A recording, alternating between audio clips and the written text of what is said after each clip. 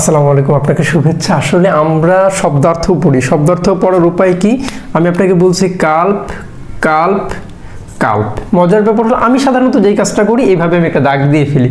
মূলত কাল্প থাকলে আপনি ব্লেম অর্থ দিবেন, দুষ অর্থ দিবে। কাল্প পাইলে কি বুঝবেন? দুষ অর্থ দিবে। এই কাল্প ধরে আমরা আগাবো।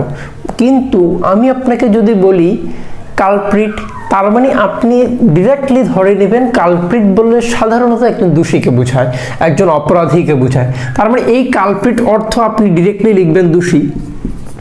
কিন্তু আমি এই দোষী না বলে যদি আমি বলি কালপ্যাবলি, ঠিক, কিংবা কালপ্যাবল, তখন আপনি কিন্তু বলবেন যে দোষ করতে সক্ষম, তার মানে এই কালপ্যাবলিও মানেও দোষী। ঠিক তেমনি আমি যখন ওয়াইটাকে আমি মুছে দিলাম, ওয়াইটা আমি মুছে দিয়ে আমি লিখলাম ই দিয়ে, ঠিক একইভাবে দোষী কালপ্যাবল। মজার ব্যাপার আমি যখন লিখলাম ইনকালপ্যাবল, তার মানে এই কালপ্যাবল মানে দোষী, কালপ্যাবল মানে দোষী। এখন এই ইন প্রিফিক্সটা যখন দিলাম, তখন এই ইন প্রিফিক্সটা সম্পর্কে আমি এর আগেও বলেছিলাম এটা নট অর্থ দেয়। কি অর্থ দেয়? নট অর্থ দেয়। তার মানে আমি বাংলায় যদি বলি নির্দোষ, ঠিক তেমনি তার মানে আমি যদি বলি বাংলায় নির্দোষ, তার মানে ইনকালপেবল মানে নির্দোষ, তখন আমি এই রস্বইকারটা কেটে দিলাম, তখন আমি লিখলাম যে ইনকালপেবল মানে নির্দোষ। ঠিক তেমনি এক্স, এখন কথা হলো এই ইন দ্বারা আমি যা বুঝাইলাম তার মানে নেগেটিভ অর্থ দেয়। এখন দেখেন এই কাল্প মানে আবার বলছি দোষ অর্থ দেয়, ATE, তার মানে ATE থাকলে সাধারণত আমরা সব শব্দটাকে ভার্ব হিসেবে দেখি।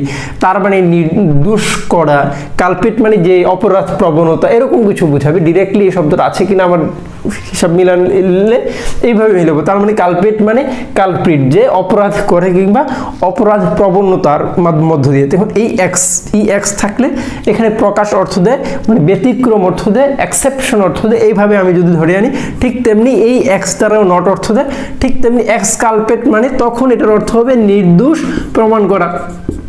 ঠিক এইভাবে চিন্তা করে দেখেন আপনি, নির্দোষ প্রমাণ করা। তার মানে আপনি দেখেন চিন্তা করে যে আসলে এই কাল্পটা বোঝাটা আমার জন্য জরুরি ছিল। কাল্পটা বুঝলে আমি বুঝতে পারবো যে আপনি কিভাবে শব্দকে এই কাল্প থেকে culpable, culprit, inculpable, exculpable কিংবা এক্স কালপ্রিট, এক্স কালপেট, এইভাবে আপনি শব্দগুলো বানাতে পারছেন। তার মানে the power of affixation, the power of prefix and suffix, আপনি কিন্তু এই জিনিসটা বুঝতেছেন। তার মানে এইভাবে চিন্তা করলে আপনি শব্দগুলি অ্যানালাইসিস করতে পারবেন। Like, comment, and subscribe.